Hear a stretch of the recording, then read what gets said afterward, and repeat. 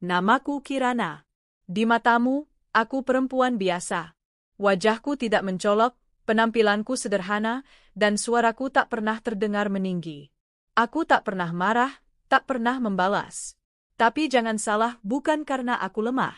Aku hanya terlalu tenang untuk menunjukkan badai yang sesungguhnya. Hubunganku dengan Raihan sudah berlangsung 4 tahun. Ia adalah pria tampan, mapan, dan pandai bicara. Dulu aku mengira dia adalah hadiah Tuhan untuk kesetiaanku. Setiap pagi ia mengirim pesan, "Selamat pagi, cinta." Setiap malam ia menutup hari dengan, "Jaga dirimu, ya. Aku sayang kamu." Dan aku percaya.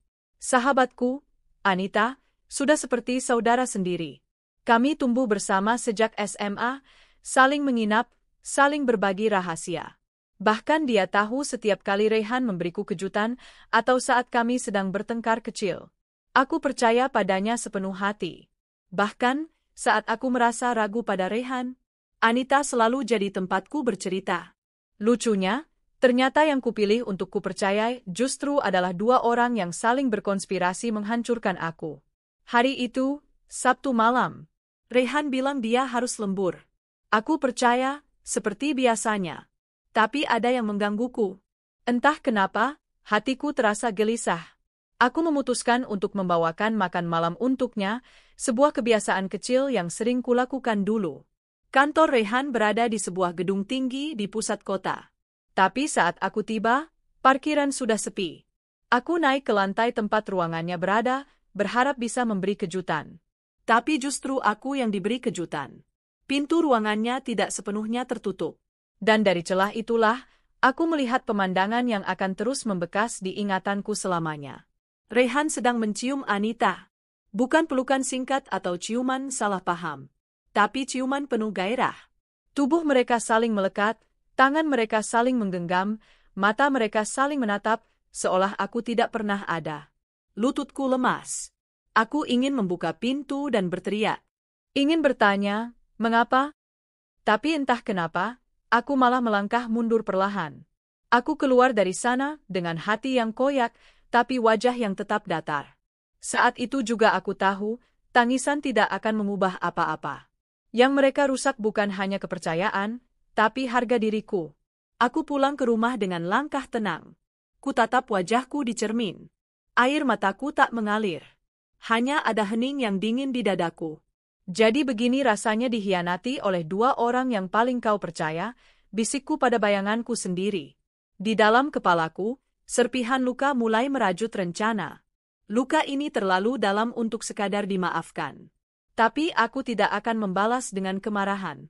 Aku akan membalas dengan keheningan dan kekejaman yang tak mereka sangka. Keesokan harinya, Anita menghubungiku. Suaranya seperti biasa, ceria dan penuh basa-basi. "Kirana, yuk ngopi sore ini. Aku kangen." Aku hanya tersenyum tipis. "Boleh. Di kafe biasa jam 4, ya?" Dan benar, jam 4 sore kami duduk berhadapan di kafe langganan kami. Wajah Anita tanpa dosa. Ia tertawa, bercerita, bahkan menggoda Raihan di hadapanku. Raihan kamu masih perhatian banget, ya? Kalau aku jadi kamu, aku sudah bosan tuh, katanya sambil terkekeh. Aku hanya tersenyum. Ya, aku juga kadang heran. Kok dia masih tahan sama aku, ya? Anita tertawa, tidak sadar betapa kalimatnya menyayat. Aku menatapnya lama, menelan setiap luka yang ia beri sambil tetap tersenyum. Karena aku tahu, waktu akan membalikkannya. Hari demi hari kulalui dengan perasaan yang makin membeku. Aku tetap menjalani peranku sebagai pacar Raihan dan sahabat Anita. Tapi di balik itu, aku mulai mengamati setiap gerak-gerik mereka. Raihan punya usaha kecil di bidang properti, dan aku tahu siapa saja mitranya. Anita bekerja di perusahaan fashion yang sedang naik daun. Aku mulai mengumpulkan data. Diam-diam. Tanpa suara. Tak ada yang mencurigai. Karena siapa yang akan menaruh curiga pada Kirana yang lembut dan pendiam? Malam-malamku kuisi dengan membuat catatan. Nama-nama, alamat, koneksi, bahkan sejarah masa lalu mereka yang pernah mereka ceritakan padaku. Aku membuka semuanya. Menyusunnya seperti potongan puzzle. Mereka pikir mereka mengenalku. tapi mereka hanya mengenal topengku. 3 minggu setelah kejadian itu, Raihan mengajakku makan malam di restoran mahal. Ia menggenggam tanganku, seperti dulu. Memandang mataku, seperti tak terjadi apa-apa. Kirana, katanya, aku serius ingin menikahimu. Aku hanya perlu waktu sedikit lagi memperbaiki bisnis. Aku menahan tawa. Jadi begini caramu mengulur waktu? Sambil berselingkuh dengan sahabatku? Aku menatapnya lama. Aku percaya kamu, Raihan. Aku akan menunggumu. Wajah Raihan terlihat lega. Bodohnya, ia pikir aku masih wanita polos yang ia permainkan sesuka hati. Tapi justru saat itulah aku mulai bergerak. Dalam bayanganku, aku melihat satu demi satu kartu akan kutarik dari tangan mereka. Kau tahu, Raihan, saat aku bilang aku akan menunggumu, maksudku, menunggu kehancuranmu. Di malam itu, aku pulang ke rumah dan berdiri lama di balkon. Kota gemerlap di bawah, suara klakson bersahutan. Tapi semua terasa jauh. Di dalam dadaku, bukan cinta yang tersisa. Hanya serpihan dendam yang mulai menyatu. Dulu, aku pernah ingin hidup sederhana. Menikah dengan pria yang mencintaiku, bersahabat dengan orang yang setia, hidup dalam kehangatan keluarga kecil. Tapi dunia menunjukkan wajah aslinya. Dan kini, aku pun tak lagi ingin jadi wanita baik. Jika mereka memilih menjadi pengkhianat, maka aku akan jadi sosok yang paling mereka sesali pernah sakiti. Karena aku tak akan hanya membuat mereka kehilangan cinta. Aku akan membuat mereka kehilangan segala-galanya. Seminggu berlalu sejak malam aku melihat mereka. Tapi bayang-bayang itu masih menghantui setiap langkahku. Setiap tawa Anita, setiap pelukan Raihan, seperti silet yang terus menyayat luka yang belum sempat mengering. Anehnya, aku tetap terlihat sama. Tetap Kirana yang manis, lembut, dan tidak banyak bicara. Tapi jauh di dalam pikiranku, satu demi satu pintu mulai kubuka. Pintu gelap yang tak pernah kubayangkan akan kusentuh. Aku mulai mendekati orang-orang yang ada di sekeliling Raihan. Salah satunya, Pak Jaya, mitra bisnisnya yang sudah seperti kakak sendiri bagi Raihan. Aku mengenalnya secara tidak langsung dari berbagai pertemuan bisnis yang kadang Raihan ajak aku hadiri. Suatu hari, aku menyempatkan bertemu dengannya di sebuah acara komunitas pengusaha muda. Kirana? Wah, sudah lama nggak kelihatan. Apa kabar? Sapa Pak Jaya hangat. Baik, Pak. Saya sedang coba kembangkan beberapa proyek pribadi. Mungkin Bapak bisa bantu saya mengenalkan ke beberapa rekan. Aku bicara dengan penuh percaya diri, sesekali memainkan senyumku. Aku tahu, Pak Jaya cukup percaya padaku. Dan benar saja, dia antusias dan tertarik. Yang tidak dia tahu, proyekku bukan sekadar proyek bisnis. Tapi langkah pertama untuk menarik Raihan jatuh dari dalam. Sementara itu, Anita semakin terang-terangan. Ia memamerkan foto-foto jalan-jalannya di media sosial, dan meski tidak pernah ada wajah Raihan, aku tahu tangan siapa yang menggenggamnya di dalam bingkai. Kadang dia masih datang ke rumahku, duduk di sofa, bercerita panjang lebar seolah tak terjadi apa-apa. Aku lagi dekat sama cowok, tapi belum bisa cerita banyak ya. Pokoknya orangnya mapan, ganteng, dan, aduh, bikin ketagihan, katanya dengan tawa manja. Aku hanya tersenyum. Semoga dia nggak punya pacar, ya. Kasihan ceweknya kalau tahu diselingkuhin. Anita langsung terdiam sesaat, lalu tertawa kecil, ya ampun, Kir, kamu tuh, bisa aja deh. Senyumku semakin lebar. Aku suka melihat raut kagetnya sesaat tadi. Hari-hariku kini menjadi medan pengamatan. Aku memantau bisnis Raihan diam-diam, menelusuri keuangan, membaca celah-celah yang selama ini dia sembunyikan. Dan aku menemukan satu fakta penting. Sebagian besar modal bisnis Raihan berasal dari pinjaman dengan bunga tinggi, dan dia sangat tergantung pada relasi Pak Jaya dan satu klien utama dari Singapura. Aku mulai menghubungi kenalanku di Singapura, teman lama ayahku, seorang pebisnis senior yang cukup berpengaruh. Dengan bantuan beliau, aku menyiapkan laporan palsu bahwa bisnis Raihan tidak stabil, rawan manipulasi keuangan, dan penuh utang tersembunyi. Semuanya disampaikan dengan cara yang meyakinkan, dan tentu saja, aku tetap di balik layar. Aku bukan hanya akan menghancurkan bisnis Raihan. Aku akan membuatnya merasa kehilangan kendali atas seluruh hidupnya. Kehancuran tak perlu datang dengan ledakan. Kadang ia menyelinap seperti kabut yang perlahan menyesakkan napas. Dan aku, Kirana yang mereka remehkan, adalah kabut itu. Setelah Rehan terjebak dalam kontrak bodong dengan investor palsu, aku mulai memainkan fase berikutnya, menghancurkan mental dan reputasinya secara personal. Aku menyewa seseorang untuk mendekatinya sebagai asisten baru, perempuan cantik, cerdas, dan tampak tulus. Rehan yang kesepian dan panik tentu menyambut wanita itu seperti penyelamat. Namanya Maya, bukan nama asli, tentu saja. Dalam waktu singkat, Maya menjadi pendengar setia Rehan. Setiap keluh kesah, setiap strategi licik, bahkan pengakuan bahwa ia pernah memalsukan tanda tangan dalam kontrak proyek tahun lalu, semua Maya rekam diam-diam. Beberapa rekaman itu sudah kukirim ke salah satu direktur perusahaan besar yang sempat dirugikan oleh proyek Rehan sebelumnya. Dan kini, proses hukum tengah disiapkan. Tapi aku belum ingin Rehan tahu. Belum saatnya ia panik karena gugatan. Biarkan ia merasa tenang sebentar. Itu akan membuat jatuhnya lebih menyakitkan. Sementara itu, Anita tak kalah porak-poranda. Setelah dipecat dari brand besar karena skandal video editan yang kususun, ia mulai jadi bahan omongan di dunia fashion. Teman-teman terdekatnya menjauh. Beberapa bahkan menudingnya sebagai penghancur karir karena terlalu agresif dan tidak tahu etika. Suatu malam, aku menerima pesan tak terduga dari nomor asing. Setelah kubuka, ternyata itu dari Anita. Anita, aku tahu kamu terlibat dalam semua ini, Kirana. Aku nggak punya bukti, tapi aku kenal kamu. Dendamu dalam. Tapi tolong, aku minta maaf. Aku salah. Rehan juga salah. Tapi tolong, berhenti sampai di sini. Aku tersenyum kecil membaca pesan itu. Menarik. Mereka mulai merasakan panasnya api yang kubakar diam-diam. Aku tidak membalas pesan itu. Aku hanya menghapusnya dan menyimpan nomor itu di daftar blokir. Karena permintaan maaf yang datang hanya karena mereka terpojok, bukanlah permintaan maaf, melainkan bentuk lain dari ketakutan. Beberapa hari kemudian, Rehan mengalami kejatuhan yang lebih nyata. Ia mendapat panggilan dari kantor pajak karena ada laporan keuangan perusahaan yang tak sesuai. Ini bukan murni jebakanku, tapi laporan dari pihak luar yang kecewa. Namun, aku ikut meniupkan api agar kasus itu mencuat. Saat Rehan panik, aku mengirimkan bunga ke kantornya. Tanpa nama pengirim. Hanya satu kartu kecil bertuliskan. Dulu kau buat aku jatuh hingga patah. Kini biarkan aku menyaksikan kau hancur dari atas panggungku sendiri. Seseorang yang tak kau anggap.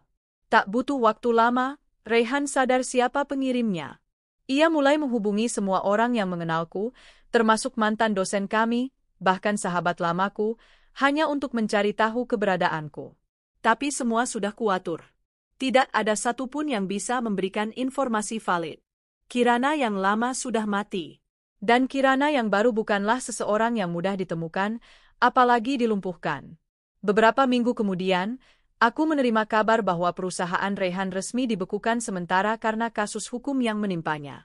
Akunnya disita untuk sementara, dan ia dipanggil ke pengadilan untuk klarifikasi atas beberapa dokumen mencurigakan. Dan Maya? Dia sudah cukup puas melihat Rehan kebingungan dan tertekan. Tugasnya selesai. Uangnya kutransfer lengkap. Bahkan lebih. Karena hasilnya sangat memuaskan. Aku juga menyewa agensi PR untuk membocorkan kisah menyedihkan tentang wanita korban pengkhianatan yang bangkit membangun perusahaan sendiri. Cerita itu viral. Tidak menyebut nama siapapun, tapi siapa yang kenal lingkup kami, pasti paham. Dunia mulai memihakku, bahkan tanpa aku perlu menceritakan versi sebenarnya. Aku tahu mereka menebak-nebak, tapi tak ada satupun yang bisa menyentuhku secara hukum. Karena aku terlalu rapi. Setiap langkahku desain dengan penuh perhitungan. Tidak pernah terburu-buru. Tidak pernah menurunkan martabatku. Suatu hari, aku menerima undangan reuni kecil dari teman-teman kuliah. Tempatnya, kafe kecil di pusat kota yang, ironisnya, dikelola oleh salah satu rekan bisnis Rehan yang kini mulai menghindarinya. Aku datang dengan penampilan simpel namun berkelas. Dress putih gading, sepatu hak pendek, rambut diikat longgar, dan riasan minimalis. Tapi aura percaya diri yang melekat padaku membuat semua mata tertuju padaku. Dan di sanalah mereka, Raihan dan Anita. Keduanya duduk di sudut ruangan, wajah keduanya terlihat lelah dan muram. Saat mataku bertemu dengan mata mereka, hanya ada satu ekspresi di wajah mereka, kekalahan. Aku tersenyum kecil dan melambaikan tangan, seolah menyapa teman lama. Tapi tak ada satupun dari mereka yang mampu tersenyum balik. Seorang teman menghampiriku dan berbisik, kamu tahu nggak? Dengar-dengar Raihan sekarang bangkrut. Perusahaannya dibekukan. Kasihannya. Dulu dia sombong banget. Tapi kayaknya kena batunya sekarang. Aku hanya mengangguk. Oh ya? Wah, dunia memang berputar, ya? Lalu aku tertawa kecil. Bukan tawa keras, bukan tawa jahat. Tapi tawa tipis yang hanya aku dan mereka pahami maknanya. Tawa yang menyimpan seluruh dendam yang sudah tuntas kubayar. Malam itu, aku pulang dengan hati tenang. Tapi dendamku belum selesai. Masih ada satu kejutan terakhir. Dan itu akan menjadi klimaks yang membuat mereka tidak hanya jatuh, tapi luluh lantak hingga tak bisa bangkit lagi. Bayangkan sebuah bangunan tinggi, megah, angkuh, dibangun bertahun-tahun dengan kesombongan dan kerakusan. Kini, aku berdiri di depan reruntuhannya, memegang detonator tak kasat mata, menyaksikan setiap bata yang mereka bangun hancur pelan-pelan, sesuai rencana. Raihan kini bukan siapa-siapa. Perusahaannya dibekukan, rekeningnya diblokir, reputasinya tercoreng. Tapi menurutku, itu belum cukup. Karena kerugian finansial tidak sebanding dengan luka yang pernah ia torehkan di hatiku. Luka yang nyaris membuatku bunuh diri. Luka yang membuatku membenci bayanganku sendiri di cermin. Kali ini, aku akan menyentuh titik terlemah yang selama ini ia sembunyikan, keluarganya. Raihan memiliki adik perempuan, Nadira, yang selama ini begitu percaya padanya. Nadira adalah gadis cerdas dan berprestasi, kuliah di luar negeri dengan biaya dari kebaikan sang kakak. Tapi dia tak tahu bahwa uang itu bukan hasil kerja keras bersih, melainkan dari manipulasi kontrak dan pemotongan dana ilegal. Aku mendekati Nadira dengan identitas baru. Sebagai mentor dalam program Entrepreneur Muda.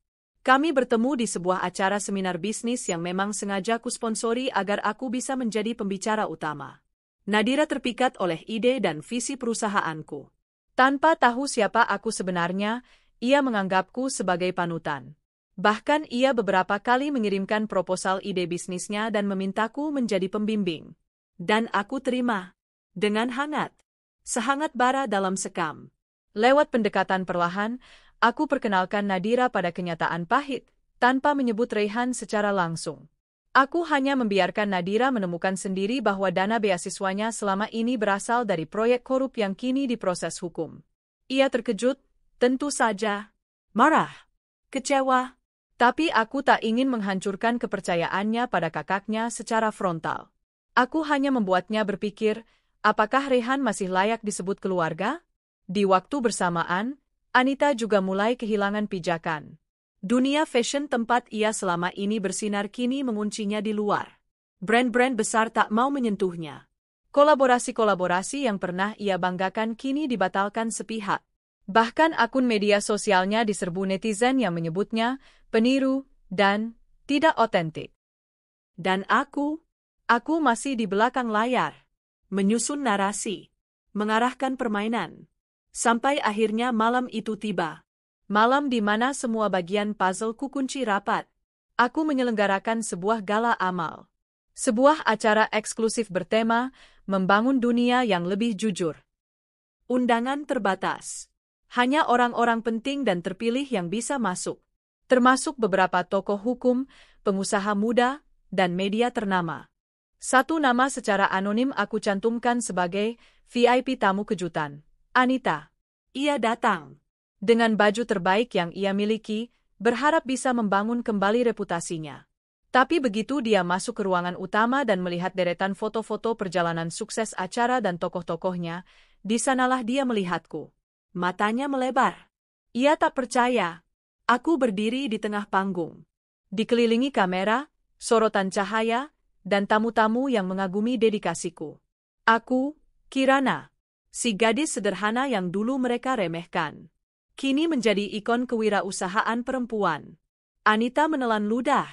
Wajahnya memucat. Ia mencoba berbalik, pergi, tapi petugas keamanan sudah tahu arahku. Aku mendekatinya dan tersenyum kecil. Kau masih ingin bicara? Bisikku pelan, nyaris tak terdengar oleh orang lain. Anita menggeleng. Matanya mulai berkaca. Aku hanya ingin minta maaf, Kirana. Aku menatapnya dalam-dalam. Maaf tidak bisa menghapus rasa hancur yang pernah kau beri. Tapi tenang, aku tak akan menyakitimu secara fisik. Karena hancur pelan-pelan itu lebih menyakitkan, bukan? Ia terdiam. Tak menjawab.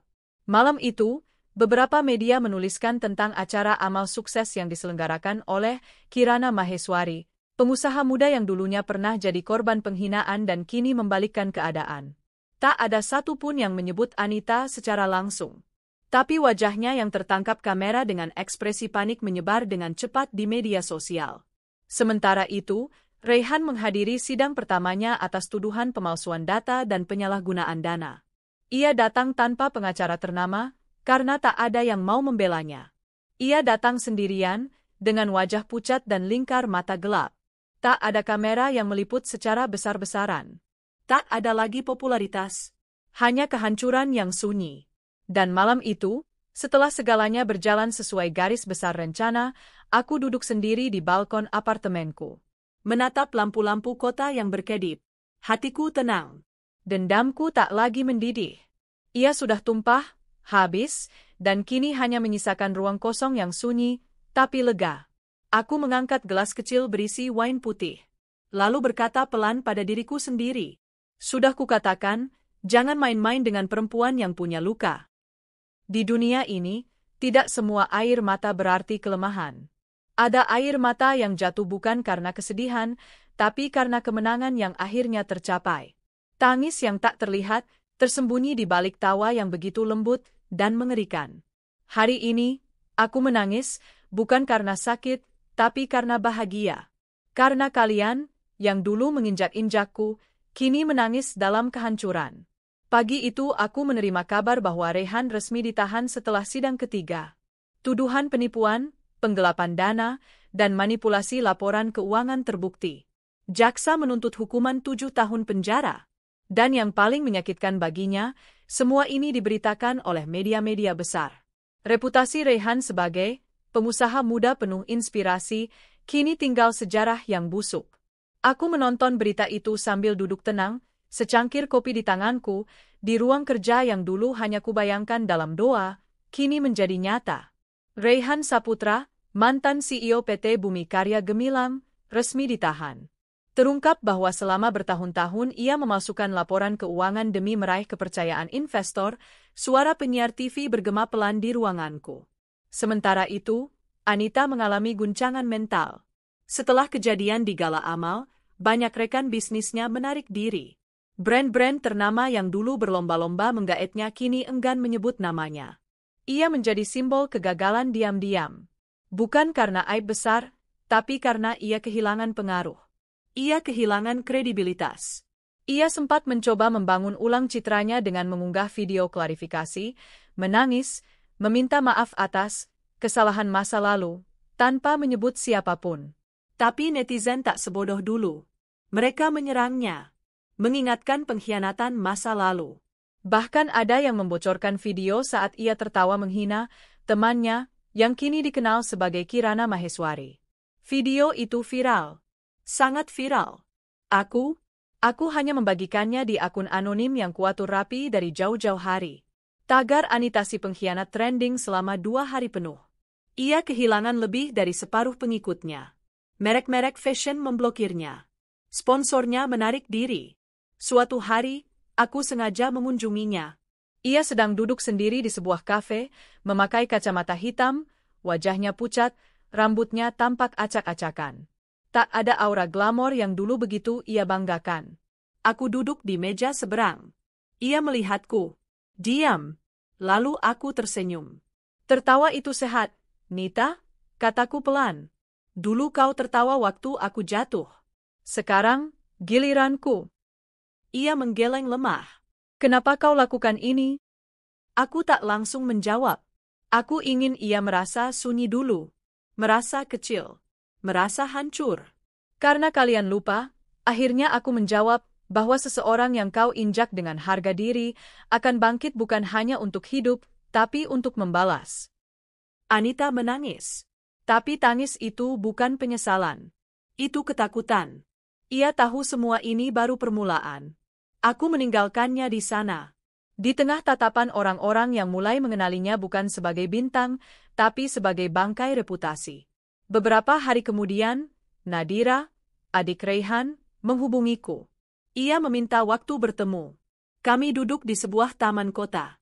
Nadira datang dengan wajah bingung dan penuh luka. Aku tahu siapa kamu sekarang, katanya pelan. Dan aku tahu, semua ini kau lakukan demi membalas kakakku dan Anita. Aku mengangguk. Jujur, aku tak perlu lagi bersembunyi. Tapi, kenapa melibatkan aku? Suaranya bergetar. Aku menatapnya lama. Aku tak pernah ingin melibatkanmu, Nadira. Kau sendiri yang masuk ke dalam hidupku. Dan saat aku tahu kau adik Raihan, aku memberimu kesempatan melihat dunia dengan jujur. Ia terdiam. Kau tahu siapa kakakmu. Kau tahu siapa sahabatmu. Kau tahu siapa aku. Dan sekarang kau harus tahu bahwa kejujuran tak akan pernah tumbuh dari tanah yang dipupuk kebohongan. Nadira menangis. Tangisnya bukan untukku, tapi untuk dirinya sendiri. Karena selama ini ia hidup dalam kebohongan yang manis. Aku ingin memperbaiki semua ini, katanya lirih. Bukan karena kamu, tapi karena aku tak ingin jadi bagian dari luka orang lain. Aku menatapnya. Lalu aku tersenyum tipis. Kalau begitu, mulai dari dirimu. Pertemuan itu membuatku merasa bahwa di antara puing-puing dendam, masih ada manusia yang bisa belajar. Malam harinya, aku menerima pesan dari Raihan. Pesan singkat dari dalam tahanan. Entah siapa yang membantunya mengirimkannya padaku. Isinya hanya 3 kalimat. Kirana, aku minta maaf. Semua yang kau lakukan, aku pantas mendapatkannya. Aku hanya ingin kau tahu, aku menyesal. Tertawalah, jika itu membuatmu lega. Karena aku tahu, aku telah menghancurkan orang yang paling tulus mencintaiku. Aku membaca pesan itu sambil tertawa. Tapi juga menangis. Bukan karena aku masih mencintainya. Tapi karena aku pernah begitu bodoh mencintai pria seperti dia. Di depan cermin malam itu, aku melihat diriku sendiri. Tak ada lagi gadis rapuh. Tak ada lagi wajah korban. Yang kulihat adalah perempuan kuat, berpendirian, yang tak takut berdiri sendiri. Dendamku sudah lunas, bisikku pelan. Dan kini, aku bisa hidup sepenuhnya. Tertawaku tak lagi penuh amarah, tapi lega. Karena luka telah kubalas. Dan aku tak lagi menyisakan ruang untuk mereka yang pernah menginjakku. Ketika kau pikir permainan telah usai, semesta terkadang menyimpan satu bab terakhir yang belum dibuka. Saat aku pikir semuanya telah berakhir, bahwa balas dendamku telah selesai, tak kusangka masih ada rahasia yang diam-diam menunggu waktu untuk muncul ke permukaan. Rahasia yang tak hanya membuatku kembali mempertanyakan segalanya, tapi juga menyingkap sisi lain dari diriku yang selama ini kubiarkan tertidur. Beberapa minggu setelah semua kejatuhan itu, aku mulai kembali ke ritme hidupku yang baru, tenang, penuh kendali, dan damai. Aku fokus membangun yayasan sosial milikku, yang fokus membantu perempuan korban kekerasan emosional dan mental. Aku merasa lega, sampai suatu pagi, sebuah surat datang ke kantorku. Tidak ada pengirim. Hanya selembar amplop coklat tua, dan di dalamnya, selembar foto Raihan bersama seorang wanita sedang menggendong anak kecil. Anak itu memiliki lesung pipi yang begitu mirip denganku. Aku terdiam. Tanganku gemetar. Sekilas aku mengira ini hanya tipuan. Tapi di balik foto itu, ada tulisan tangan. Kirana, kau tak tahu semuanya. Sebelum membenci seluruh hidupnya, cari tahu yang tak pernah ia sampaikan. Temui perempuan dalam foto ini di alamat yang tertera di bawah. Kau berhak tahu kebenaran. Mataku tertumbuk pada tulisan nama, Alia Sasmita. Diikuti alamat sebuah rumah sederhana di daerah pinggiran Jakarta. Dada ini terasa sesak. Semua dendamku seperti berdiri dalam antrian ulang. Menyusun kembali pertanyaan, bukan untuk balas dendam, tapi untuk kepastian. Sore harinya aku memutuskan pergi ke alamat itu. Rumahnya kecil, sederhana, namun bersih. Di depan rumah, seorang anak perempuan kecil sedang menyiram bunga. Ia melihatku dan tersenyum. Lesung pipinya, sama seperti di foto. Sama seperti milikku. Selamat sore, ucapku pelan. Seorang wanita parubaya membuka pintu. Wajahnya teduh. Tatapannya waspada. Tapi begitu melihatku, ia membeku. Kirana? Tanyanya pelan. Aku mengangguk. Saya Kirana. Ia membuka pintu lebih lebar dan mempersilakanku masuk. Kami duduk di ruang tamu yang hangat. Anak kecil itu duduk di pojok, menggambar bunga-bunga. Kau pasti punya banyak pertanyaan, katanya. Dan aku akan mencoba menjawabnya sejujurnya. Aku menatapnya dalam. Siapa anak itu? Ia terdiam cukup lama sebelum akhirnya berkata, namanya Raya. Anak Raihan. Dunia seperti berhenti berdetak. Anak Raihan?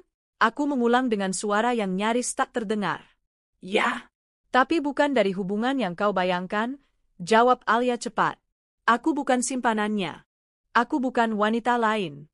Aku, adik tirinya. Aku terdiam. Tak mengerti. Ibuku menikah dengan ayah Raihan setelah mereka bercerai. Kami tak dekat. Tapi suatu hari, Raihan datang padaku, membawa seorang bayi. Ia bilang, bayi itu dititipkan kepadanya oleh seorang wanita yang dulu pernah menyelamatkan hidupnya saat ia hampir mati karena kecelakaan di luar negeri. Wanita itu meninggal saat melahirkan.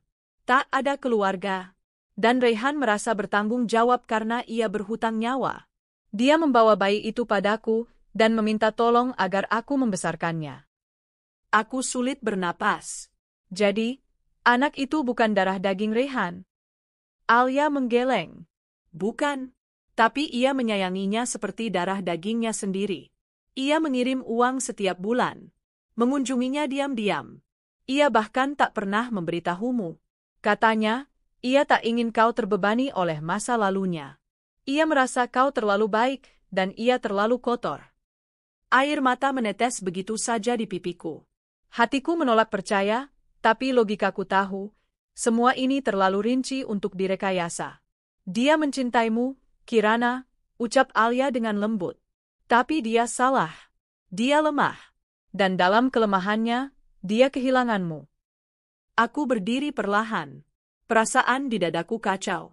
Segala dendam dan rasa benci yang selama ini kujaga mulai berdebat dengan rasa bersalah yang muncul tiba-tiba. Apakah aku terlalu jauh? Apakah Raihan benar-benar tak sejahat yang kubayangkan? Tapi aku menepis air mata. Tidak.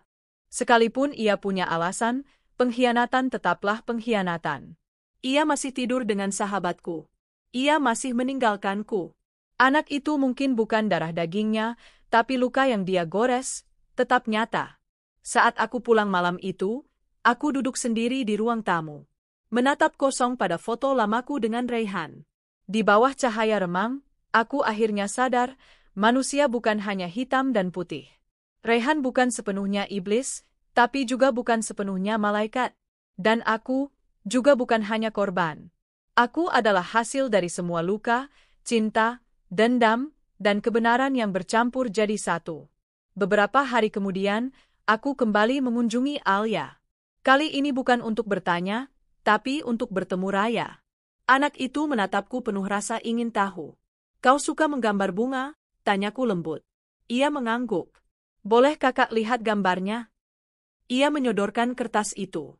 Ada bunga matahari dan seekor kupu-kupu di atasnya. Sederhana, tapi penuh warna. Kau pintar sekali, kataku. Ia tersenyum lebar. Dan untuk pertama kalinya, aku tersenyum, tanpa beban. Apa kakak akan sering datang ke sini? Tanya Raya tiba-tiba. Aku mengangguk pelan. Kalau kamu mau.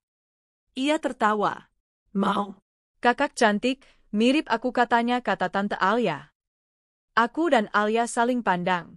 Dan aku tahu, dunia ini belum selesai memberiku kejutan. Setelah kehancuran Raihan dan Livia yang kuatur rapi, aku pikir semuanya telah selesai. Aku pikir balas dendamku sudah mencapai puncak. Tapi hidup, ternyata, masih punya satu kartu terakhir. Sebuah rahasia lama yang muncul dari kegelapan masa lalu, mengguncang fondasi keyakinanku. Bukan karena aku menyesal, tapi karena aku akhirnya menyadari bahwa terkadang tak semua kejahatan berasal dari niat buruk. Beberapa lahir dari luka, dari ketidaktahuan, dari ketakutan yang tak mampu diucapkan. Pagi itu, aku menerima sebuah surat tanpa nama. Isinya hanya selembar foto Rayhan sedang menggendong seorang anak perempuan. Bocah kecil dengan rambut hitam ikal dan lesung pipi di pipi kiri, mirip denganku. Di balik foto itu tertulis alamat dan sepucuk kalimat. Tak semua pengkhianat pantas dimusnahkan. Beberapa hanya tak tahu cara mencintai dengan benar. Tanganku gemetar, bukan karena takut, tapi karena penasaran. Siapa anak itu? Kenapa wajahnya seperti cermin masa kecilku? Apalagi yang Rayhan sembunyikan?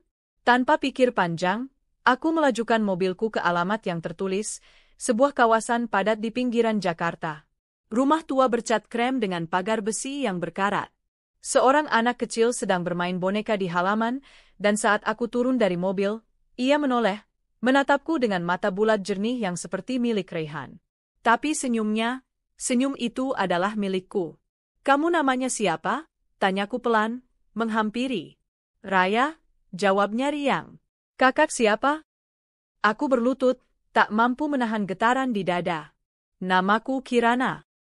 Saat itu, seorang perempuan parubaya muncul dari balik pintu. Wajahnya tenang, teduh, tapi penuh kehati-hatian saat melihatku. Kirana? Aku mengangguk. Saya datang karena ini, ujarku sambil menunjukkan foto itu. Perempuan itu terdiam sejenak, lalu membuka pintu lebih lebar. Masuklah. Sudah waktunya kau tahu semuanya. Namanya Alia. Ia memperkenalkan dirinya sebagai adik tiri Rayhan, anak dari pernikahan kedua ayah Rayhan. Mereka tak terlalu dekat, tapi suatu ketika, Rayhan datang padanya membawa bayi yang baru lahir. Dia bilang, bayi itu adalah anak dari seorang perempuan yang pernah menolongnya ketika Rayhan hampir kehilangan nyawanya di luar negeri.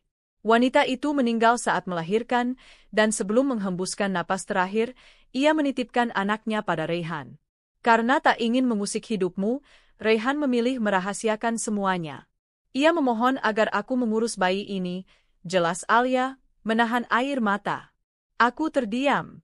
Napasku tercekat. Selama bertahun-tahun, Rayhan rutin datang, mengirim uang, dan diam-diam memantau tumbuh kembang Raya. Ia mencintai anak ini seolah darah dagingnya sendiri, meski ia tahu dunia mungkin takkan mengerti. Keningku berkerut. Lalu kenapa dia masih tega mengkhianatiku dengan Livia? Alia memejamkan mata sejenak. Karena dia bodoh. Karena saat hubungan kalian mulai renggang, saat kau terlalu sibuk dengan duniamu, ia mulai merasa sendiri. Livia hadir sebagai pelarian. Tapi dari caranya memandangi foto kalian, aku tahu, dia menyesal.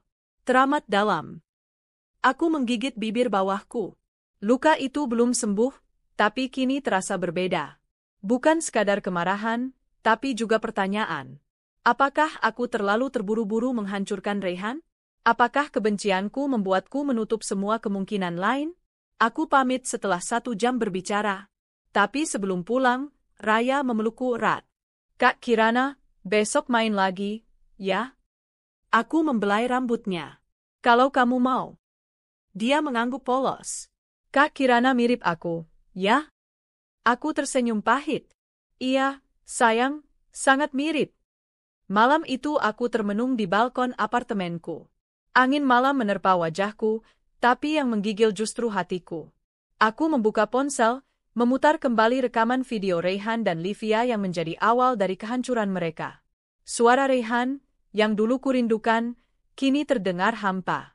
Tapi di antara desahan dan tawa palsunya bersama Livia, aku mendengar satu kalimat yang dulu tak pernah kuperhatikan. Kirana pantas mendapatkan yang lebih baik. Aku ini cuma pecundang yang terus berbuat salah. Dadaku sesak. Bukan karena menyesal, tapi karena aku mulai memahami satu hal, balas dendam memang nikmat, tapi kebenaran terkadang lebih menggetarkan. Beberapa hari kemudian aku kembali ke rumah Alia. Aku membawa buku cerita dan boneka untuk Raya. Kami menghabiskan sore di taman belakang, membacakan dongeng, menggambar bunga matahari, dan tertawa. Tawa yang dulu hilang dari hidupku, kini muncul lagi, bukan dari cinta laki-laki, tapi dari anak kecil yang polos. Alia menatapku dari kejauhan. Saat Raya tertidur di pangkuanku, ia mendekat dan berkata, "Aku tahu, kau tak harus melakukan ini. Tapi kau tetap datang." Aku mengangguk pelan. Mungkin, ini bagian dari penyembuhan. Memaafkan bukan berarti melupakan, kan? Tidak, jawab Alia.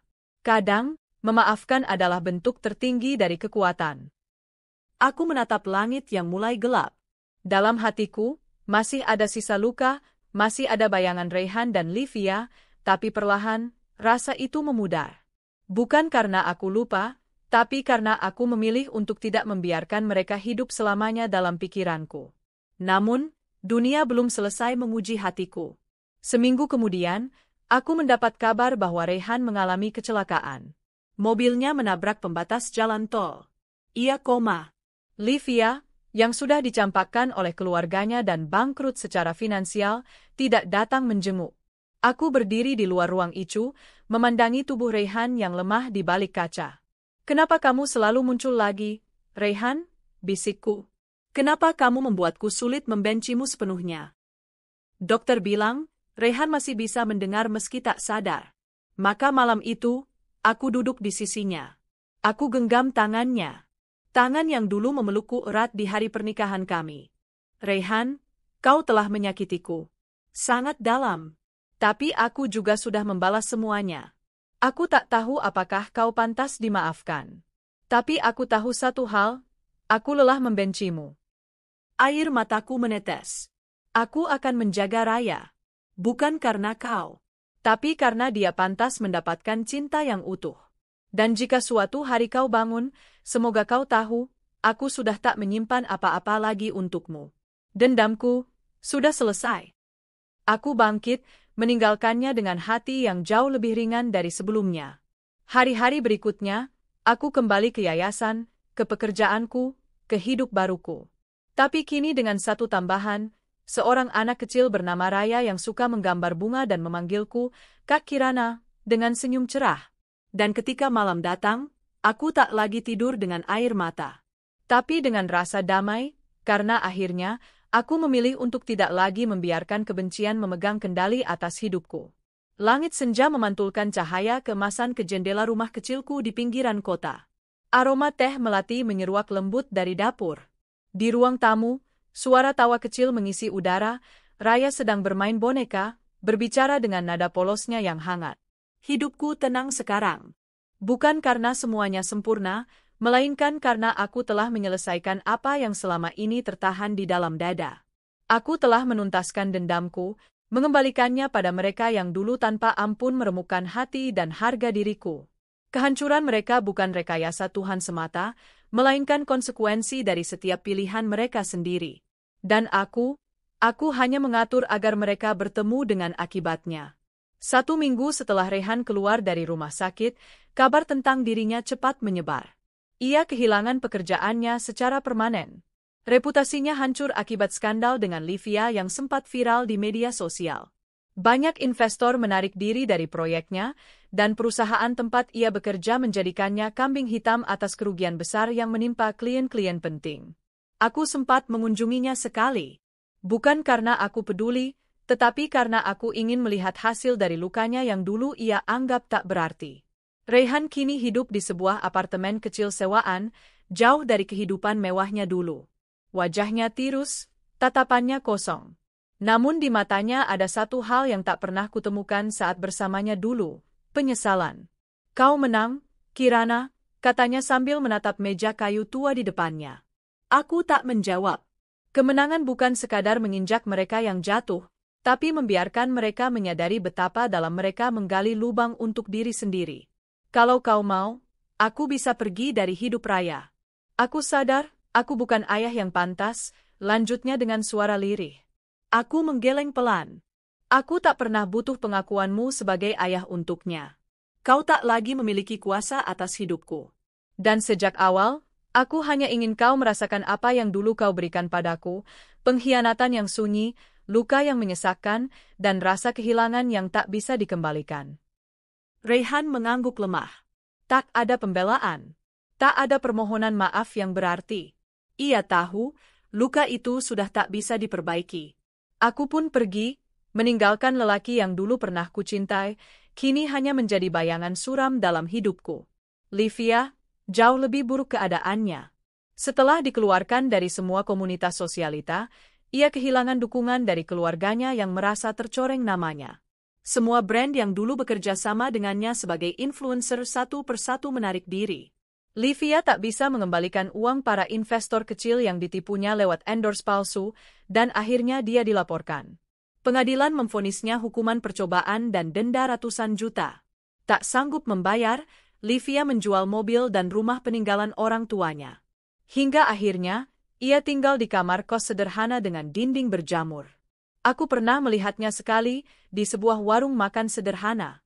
Rambutnya acak-acakan, wajahnya tak terawat, dan bajunya kusam. Ia menatapku saat aku lewat, tapi tak sanggup bicara. Ada ketakutan sekaligus kepedihan di matanya. Aku tidak mengatakan apapun padanya. Cukup aku tersenyum, tenang, damai, dan penuh arti. Tawa dalam hatiku menggelegar, namun bukan karena puas. Tapi karena aku sadar, balasan terbaik bukan menghancurkan mereka secara fisik, tapi membiarkan mereka menelan apa yang pernah mereka tanam. Dan semesta telah menjalankan bagiannya. Raya menjadi cahaya dalam hidupku yang baru. Ia tumbuh menjadi anak yang cerdas dan penuh kasih. Meski awalnya sulit menerima kenyataan bahwa orang tuanya telah meninggalkannya dalam berbagai bentuk, aku berusaha menjadi sandaran dan pelindungnya. Aku sayang Kak Kirana, katanya suatu malam saat kami menatap bintang dari balkon kecil. Aku juga sayang kamu, Raya, balasku sambil membelai rambutnya. Boleh aku panggil Kak Kirana? Mama, tanyanya pelan, ragu. Air mataku luruh pelan. Boleh, sayang. Mulai sekarang, kau boleh panggil aku Mama. Sejak hari itu, tak ada lagi yang bisa memisahkan kami. Aku menjadi ibunya, pelindungnya, tempatnya pulang. Dan ia menjadi alasan mengapa aku tak lagi membiarkan luka lama mengatur langkah hidupku. Aku pindah ke kota kecil yang tenang, membuka sebuah rumah baca dan taman bermain gratis untuk anak-anak. Aku menamainya Rumah Harapan Raya. Tempat itu menjadi saksi lahirnya lembaran hidup baruku. Dari sana aku memberi cahaya pada banyak anak yang terlupakan, seperti aku yang dulu pernah diabaikan, dicampakkan, dan dihancurkan. Setiap tawa anak-anak itu adalah penawar dendam. Setiap pelukan mereka adalah pelipur kesedihan. Dan setiap langkahku kini tak lagi didorong oleh luka, melainkan oleh cinta. Seseorang pernah bertanya, apa kau tak ingin membalas mereka lebih jauh lagi? Aku hanya menjawab, aku sudah. Dengan hidup yang lebih damai dan bermakna dari mereka. Hari ini, tepat 2 tahun sejak pengkhianatan itu terungkap. Aku duduk di kursi taman sambil memegang buku harian lama. Di dalamnya, semua rasa marah dan sakit hati telah kutulis, bab demi bab. Buku itu menjadi saksi betapa dalamnya luka, dan betapa kuatnya aku berdiri kembali. Kusobek halaman terakhir, lalu kulemparkan ke perapian kecil di pojok taman. Api menjilatnya pelan, menghanguskan setiap huruf kelam, hingga menjadi abu yang melayang di udara. Raya berlari mendekat. Mama, ayo main bola, serunya riang. Aku berdiri, menepuk celana panjangku, dan menggenggam tangannya. Ayo. Tapi jangan menang-menang terus ya. Kasih Mama menang sesekali. Ia tertawa. Kalau Mama bisa kejar aku dulu. Dan ia pun berlari, meninggalkan jejak-jejak kecil di tanah basah. Aku mengejarnya sambil tertawa. Tawa tulus. Tawa yang tak lagi disertai tangis di baliknya. Dulu, aku tenang melihat mereka berkhianat karena aku menyimpan seringaiku sendiri.